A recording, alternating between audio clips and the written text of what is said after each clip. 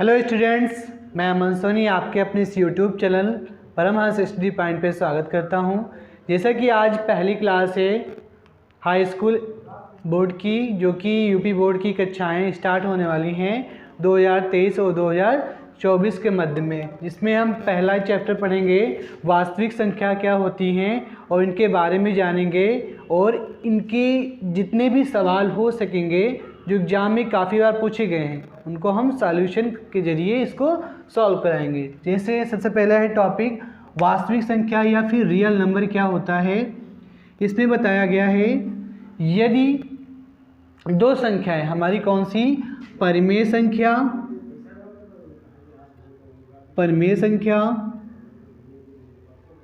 और अपरिमेय संख्या, और कौन सा अपरिमेय संख्या, दोनों ही अगर हमारी क्या हो जाए मिल जाए तो हमारी संख्या मिल जाती है वास्तविक संख्या। अब हम जानेंगे परिमेय संख्या क्या होता है। ऐसी संख्या जो P/Q के रूप में लिखा होता है, ऐसी संख्या जो P/Q के रूप में लिखा होता है उसे हम परिमेय संख्या कहते हैं। अपरिमेय संख्या क्या होती हैं? ऐसी संख्याएं जिसका पूर्ण वर्गमूल ना हो, जैसे √5, √3 और पाई, ठीक है, और √11, ये सभी क्या हैं? अपरिमेय संख्याएं हैं। वास्तविक संख्या ऐसी संख्या है जो परिमेय संख्या और अपरिमेय संख्या से मिलकर बनती हैं, उसे हम वास्तविक संख्या कहते हैं या फिर रियल नंबर। और ये परिमेय संख्या P/Q के रूप में लिखा होता है, लेकिन जो Q का मान है इज़ नॉट इक्वल टू 0। जो Q का मान है वो 0 के बराबर ना हो, या तो 0 से बड़ा हो या तो 0 से क्या हो छोटा, तो उसे हम क्या कहेंगे? परिमेय संख्या। अपरिमेय संख्या हम बात कर लें, रूट का लिखा है जैसे 4, तो ये हमारे क्या होगा? अपरिमेय संख्या होगा? नहीं होगा, क्योंकि ये 4 जो रूट है ये किसका है? 2 का है, ठीक है। या फिर कह लें 4 हमारा वर्गमूल है किसका? 2 का, ठीक है। और ये 5 हमारा किसी का भी वर्गमूल नहीं है, या फिर इसका वर्गमूल निकालेंगे तो डेसिमल लगा के आगे आगे क्या होता? बढ़ता जाएगा, ठीक है। तो ये हमारी अपरिमेय संख्या। इस तरह भी कह सकते हैं कि अपरिमेय संख्या वे संख्या होती हैं जो पूर्ण रूप से विभाजित ना हो, मतलब कि डेसिमल के 3 अंकों तक, डेसिमल के कितने अंकों तक? 3 अंकों तक अगर डिवाइड हो जाए तो परिमेय संख्या बन जाएगी। अगर नहीं डिवाइड हो रही है, मान लो आगे क्या हो रहा है? बढ़ता जा रहा है, 0.1, 0.11, इस तरह बढ़ता जा रहा है, तो वो हमारी क्या हो जाएगी? अपरिमेय संख्या। अब हम जानेंगे कि यूक्लिड विभाजन ने वास्तविक संख्या को लेकर किस प्रकार से व्याख्या की, या फिर किस प्रकार उन्होंने बताया कि जो संख्या होती हैं उसको अगर हम डिवाइड करते हैं, जो संख्या होती है उसको अगर हम डिवाइड करते हैं, मान लो ये कोई संख्या लिखा है 83, ठीक है, इसको हमने क्या किया? डिवाइड कर दिया। मान लीजिए कि हमारा एक संख्या दे रखा है 83, इसको हमको डिवाइड करना है 9 से। अगर हम क्या करते हैं? 9 से डिवाइड करते हैं तो 9 9 कितना हो जाएगा? 81 हो जाएगा। घटाएंगे कितना बचेगा हमारा? 2, जो कि ये हमारा क्या है? रिमाइंडर है या फिर शेषफल है हमारा। ये क्या है? हमारा शेषफल है। तो यूक्लिड ने बताया कि यदि किसी भी संख्या को किसी संख्या से डिवाइड करते हैं, उन्होंने क्या किया? 2 धनात्मक संख्या को लिया, 2 धनात्मक संख्या को लिया, ठीक है, एक A और एक कौन सा? B, ठीक है। तो इन्होंने कहा जो A होता है या फिर भाज्य, इसे हम क्या कहते हैं? भाज्य होता है, वो BQ प्लस R की क्या होता है? बराबर होता है। ये किसने बताया? यूक्लिड परिमेयिका में किसने बताया गया है? यूक्लिड परिमेयिका में बताया गया है कि यदि किसी भी संख्या को हम किसी संख्या से डिवाइड करते हैं तो वो जो होता है संख्या, जो बीच वाली संख्या होती है वो बराबर होती है इन दोनों के गुणा के और प्लस के कौन सा? शेषफल के क्या होती है? बराबर होती है। यही हमारा यूक्लिड परिमेयिका में समझाया गया था कि यदि किसी भी संख्या को किसी संख्या से डिवाइड करते हैं, किसी भी संख्या को किसी भी संख्या से डिवाइड करते हैं तो जो R होगा वो हमेशा जिसे डिवाइड किया गया है उससे हमेशा छोटा होगा। मान लो जो b का मान है, यहाँ पर r का जो वैल्यू होगा वो हमेशा छोटा होगा। किससे होगा? हमेशा छोटा होगा। ये हमारा क्या है? b। ठीक है, ये हमारा b है, ये इसको लिख लीजिए। ये हमारा क्या है? ये b है, ये a है, और ये हमारा क्या है? r है, और ये हमारा क्या है? q। b a q r, ये हमारा क्वाइटेंट, ये रिमाइंडर, और ये हमारा डिविडेंड, और ये हमारा डिवीज़र जिससे हम भाग करते हैं, है ना। तो यहाँ से a बराबर बी क्यू प्लस का r। यहाँ पे जो r का मान होगा हमेशा छोटा होगा या फिर बराबर होगा किसके? b के, मतलब जिससे भाग किया गया है उसके या तो छोटा होगा उससे या क्या होगा? उससे बराबर। जैसे यहाँ पे कितना आया? 2 आया ना। ये 2 जो मान है ये हमेशा, रिमाइंडर हमेशा क्या होता है? जिससे डिवाइड करते हैं उससे छोटा होता है। यहाँ पर r के जो संभवतः मान प्राप्त होंगे वो 0 हो सकता है, 1 हो सकता है, 2, 3 और 4, 5, 6, 7, 8, ये हमारे मान संभवतः हो सकते हैं जब हम किसी भी संख्या को डिवाइड करते हैं। स्मॉल r कर लीजिएगा। ये तो हो गया था थ्योरेटिकल कि यूक्लिड ने किस प्रकार बताया। इसमें कई सारे चरण हैं, उसको हम लोग डिफाइन करेंगे कि इसमें एचसीएफ ही निकालना होता है। एचसीएफ इसको नोट कर लीजिए आप लोग, उसको आगे समझाते हैं। ए और बी क्या है? धनात्मक संख्या है। यहाँ से ए बराबर बी क्यू प्लस का आर, जहाँ पर आर रिमाइंडर है और ये क्यू क्वाइटेंट, और बी डिवीज़र जिसे डिवाइड किया गया है, और ये हमारा डिविडेंड हो जाएगा। ये हमारा, इसको हिंदी में लिख दे रहे हैं, लिख लीजिएगा आप लोग। ये हमारा शेषफल है, ये हमारा क्या है? शेषफल। और ये हमारा क्यू भागफल है। क्यू क्या है? हमारा भागफल है। और ये हमारा क्या है? भाजक, जिससे हमारा भाग दिया गया है, भाजक। ठीक है, और ये हमारा क्या है? भाज्य, इसे हम क्या कहेंगे? भाज्य। तो भाज्य जो होता है ये बराबर होता है भाजक गुणे भागफल और प्लस के शेषफल के। इसको आप लोग नोट कर लीजिए, फिर इसके बेसिस से क्वेश्चन करवाते हैं जो कि एग्जाम में काफ़ी इम्पोर्टेंट हैं।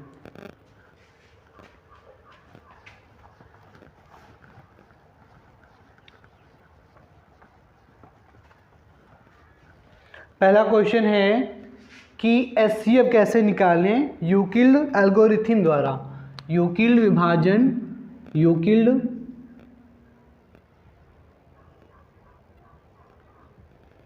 विभाजन एल्गोरिथम विधि, एल्गोरिथम विधि, यूक्लिड विभाजन एल्गोरिथम विधि। इसमें क्या बताया गया था? अभी हमने बताया कि जो a होता है वो बराबर होता है बी क्यू प्लस आर के। ठीक है, तो एचसीएफ निकालने के हमारे 2 तरीके थे। एचसीएफ निकालने के 2 तरीके थे। एक हमारा भाग विधि, एक हमारा कौन सा?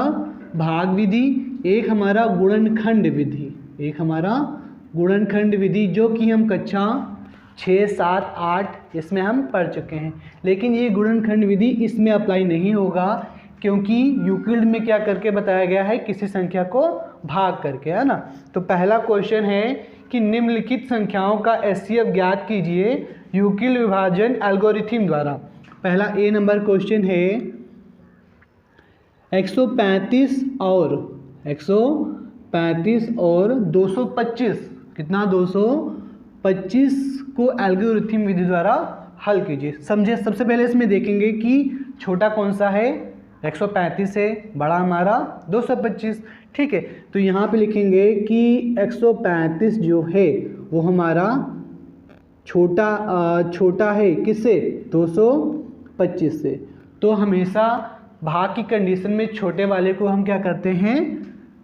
जिससे भाग करते हैं वो हम b मान लेते हैं। ठीक है, तो यहाँ पर 135 हो जाएगा। उसके बाद यहाँ पर कितना? 225, मतलब जो छोटा होता है इसको बाहर लिखते हैं, जिसे भाजक मान लेते हैं। ये b क्या हमारा? भाजक है। b क्या है? भाजक मान लेते हैं। और a को हम क्या मान लेते हैं? ये हमारा a है, इसको हम क्या मान लेंगे? भाज्य, जिससे इसको हमको भाग करना है। तो देखो यहाँ पर सबसे पहले चरणों के रूप में डिवाइड होगा। पहली बार कंडीशन, फिर दूसरी कंडीशन, या पहला चरण, फिर दूसरा चरण, फिर तीसरा चरण। वीडियो को लाइक कर लीजिएगा, ठीक है, और वीडियो को शेयर भी कर दीजिएगा कि इस तरह कई मतलब पूरे जो है मैथमेटिक्स के चैप्टर सॉल्व करवा देंगे। यहाँ पर ये पहले चरण में, यहाँ पे लिखेंगे प्रथम चरण में, प्रथम चरण में, ठीक है, प्रथम चरण में। और वीडियो को लास्ट तक जरूर से जरूर देखिएगा।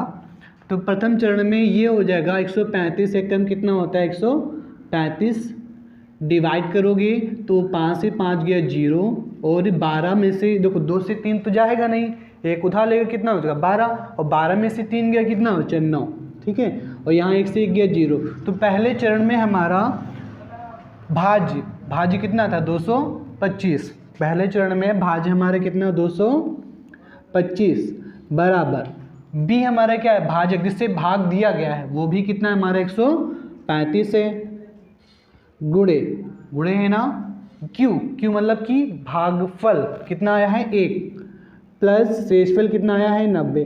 देखो इसको कब तक डिवाइड करेंगे जब तक हमारा रिमाइंडर या शेषफल 0 ना आ जाए, तब तक इसको हम भाग करते जाएंगे, ठीक है। तो पहला चरण कंप्लीट हो गया। अब देखो दूसरे चरण में यहाँ पे लिखेंगे दूसरा चरण,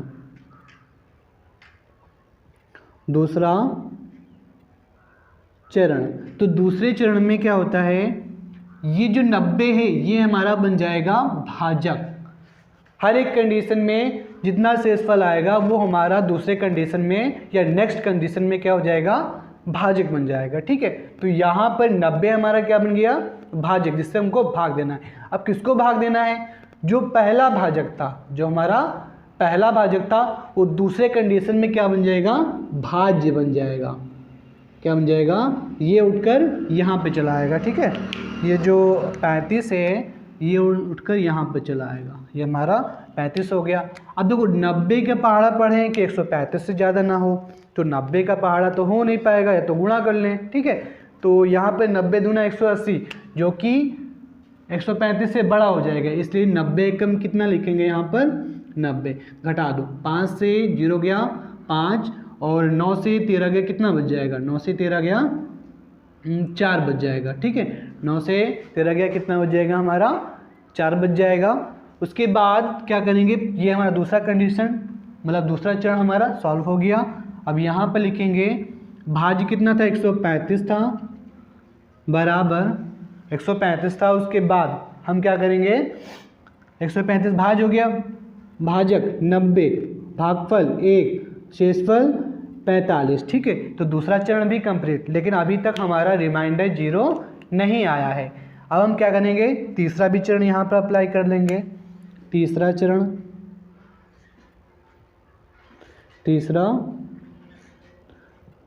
तो तीसरे चरण में जो 45 होगा वो हमारा भाजक बन जाएगा जिससे हमको भाग करना है, और 90 हमारा क्या बन जाएगा भाज्य, ठीक है।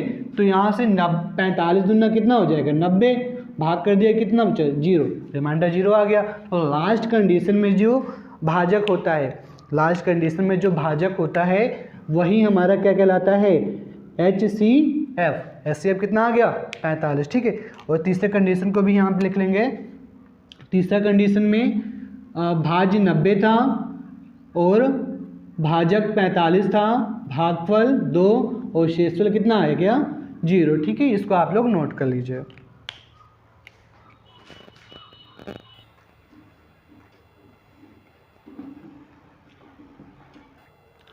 दूसरा क्वेश्चन है 196 और 38,220, 196 और 38,220 का HCF निकालना है। तो सबसे पहले इसमें देखेंगे कि हमारा छोटा है 196, जाहिर सी बात है इसको हम बाहर लिखेंगे। और यूक्लिड परिमेयिका क्या थी A बराबर BQ प्लस का R, ठीक है, A बराबर BQ प्लस का R। इसके कारण सॉल्व करेंगे तो 196 क्या हो जाएगा हमारा बाहर लिखा जाएगा, ठीक है। अंदर क्या लिखा जाएगा 38,220। तो यहाँ पर 196 लेस देन या फिर छोटा है, ठीक है, छोटा है, उसके सामने चोंच वाला निशान होता है ना, जो छोटा है उसके सामने चोंच वाला, और जो बड़ा होता है उसके सामने खुला वाला, ठीक है। तो 38,220 हो जाएगा, ठीक है। अब यहाँ से इसको डिवाइड करेंगे, 196 डिवाइडेड 38,220। देखो यहाँ पर सबसे पहले लिखेंगे पहला चरण, सबसे पहले क्या लिखेंगे, प्रथम चरण,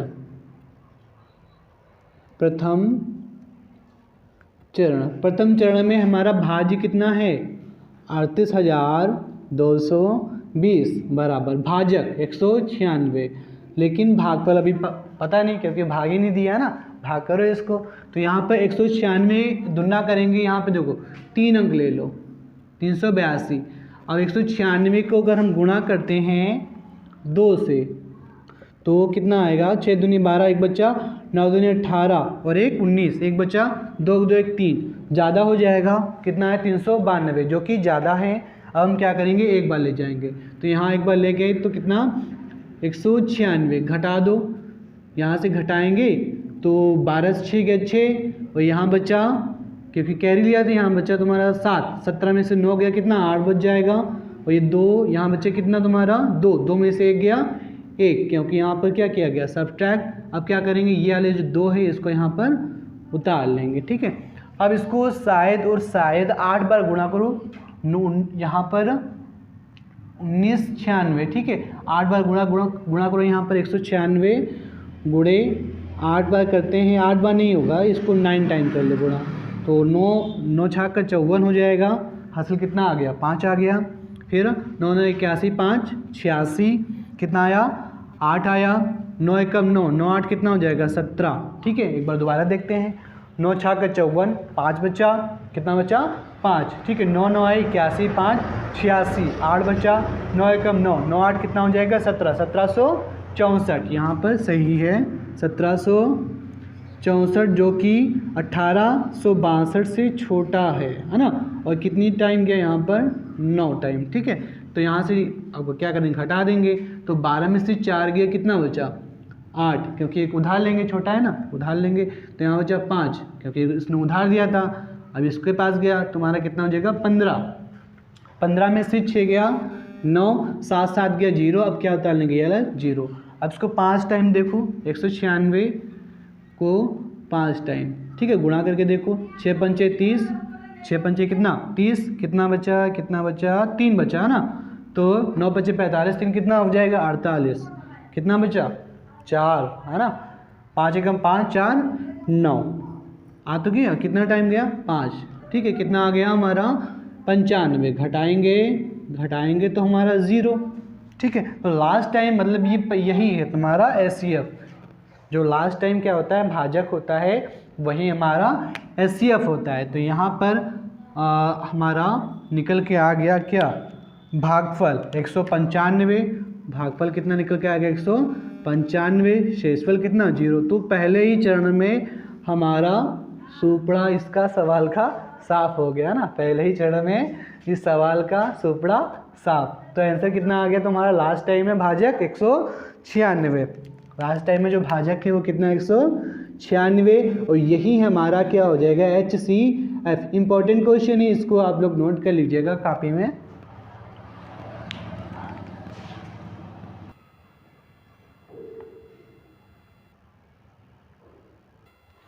तीसरा क्वेश्चन है 867 और 255, 867 और 255, 200 कितना 55 है ना, इन दोनों का हमको निकालना है SCF यूक्लिड विभाजन एल्गोरिथम द्वारा। किसके द्वारा, यूक्लिड विभाजन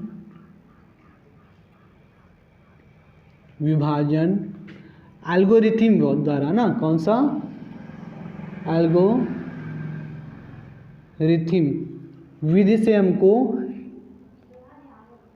विधि से इनको हमको क्या करना है SCF निकालना है। तो सबसे पहले हम देखेंगे छोटा हमारे क्या है 255 है, 200 हमारा क्या है छोटा है, कितना 255, 867 क्या है हमारा बड़ा है 255 से।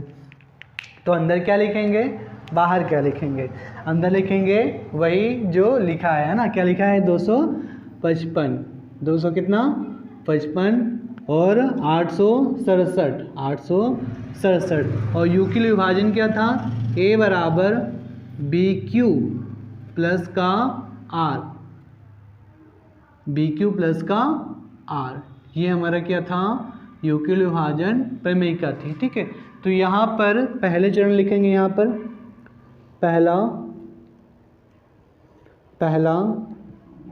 चरण। ठीक है, पहले चरण में भाज्य कितना है 867 है, बराबर 255 हमारा क्या है भाजक, और भागफल अभी निकाला नहीं है। ठीक है, इसको हम गुणा कर ले, 3 बार गुणा कर देखें कितना आता है। 255 मल्टीप्लाई 3, तो 5 ये 15, एक बचा, 5 ये 15 एक 16, एक बचा, 3 दूनी 6 एक 7। ठीक है, सही है। 4 बार गुणा करेंगे ज़्यादा आ जाएगा। ठीक है, तो यहाँ पर 3 बार ही ले जाओ, कितना आ गया 765, 700 कितना आ गया 65, घटाएंगे 7 से 5 गया 2 बचा, 6 गया 0, और ये 8 से 7 गया कितना बचा 1। तो पहले चरण में भागफल 3, शेषफल कितना है 102। अब यहाँ पे लिखेंगे दूसरा चरण, ठीक है। दूसरे चरण में हम देखेंगे जो अभी हमने बताया, जो सेकंड कंडीशन में शेषफल बचता है वो जो फर्स्ट कंडीशन में शेषफल बचता है वो सेकंड कंडीशन में क्या बन जाता है भाजक, जिससे हमको भाग देना है। वो भाज्य क्या हो जाता है, जो पहले कंडीशन में भाजक था वो दूसरे कंडीशन में क्या बन जाएगा भाज्य। 255 हमारा भाज्य हो गया। ठीक है, अब यहाँ पर 255 भाज्य है और बराबर भाजक 102 गुणे हमको निकालना है भागफल। 2 बार ले जाएंगे इसको हम, 2 बार ले जाए कितना आ जाएगा 204 घटाओगे 5 से 4 गया 1 बचा, और ये 5 2 से 2 गया 0, तो 2 और प्लस शेषफल कितना आ गया 51। ठीक है, अब यहाँ पर कौन सा चरण तीसरा, जब तक काटेंगे, कब तक काटेंगे जब तक 0 ना आ जाए हमारा। कब तक काटेंगे जब तक 0 ना आ जाए, जब तक सवाल को हल करेंगे कि जब तक आंसर ना आ जाए। तो यहाँ तीसरा चरण में क्या हो जाएगा, तीसरा चरण में 51 क्या बन जाएगा हमारा भागफल नहीं होगा, क्या होगा भाजक, जिसको हमको भाग करना है। भाग क्या करना है 102 101 को। ठीक है, ये तो 101 मतलब 51 भागे कितना 102 कितना है 102, तो ये हमारा डिवाइड हो जाएगा 2 टाइम में डिवाइड हो जाएगा 102, रिमाइंडर 0। तो लास्ट हमारा एचसीएफ या फिर भाजक कितना आया है 51, यही हमारा एचसीएफ हो जाएगा। यहाँ पर तीसरे चरण में नोट कर लेंगे, हमारा भाज्य 102 था और भाजक 51 से किया गया, भागफल 2 आया, शेषफल 0। ठीक है, तीनों चरण हमारे कंप्लीट हो गए। इसको आप लोग नोट कर लीजिए। वीडियो पसंद आए तो वीडियो को लाइक कर लीजिएगा और ज़्यादा से ज़्यादा अपने मित्रों के पास शेयर कर दीजिए, क्योंकि अब पर डे एक क्लास आनी है तो आनी है। हाई स्कूल मैथमेटिक्स और फिजिक्स की भी लेकर आ रहे हैं हम, इंटरमीडिएट फिजिक्स और हाई स्कूल की फिजिक्स। ठीक है, मतलब सीरियल बाई एक बोलते हैं सीरियल से चलेंगे हम लोग। उसके बाद इसके न्यूमेरिकल भी सॉल्व करेंगे फिजिक्स के, और इस चैनल पर केवल और केवल मैथमेटिक्स, आपकी इंटर की मैथमेटिक्स और हाई स्कूल की मैथमेटिक्स और इंटर की फिजिक्स और हाई स्कूल की फिजिक्स पढ़ाई जाएगी। धन्यवाद।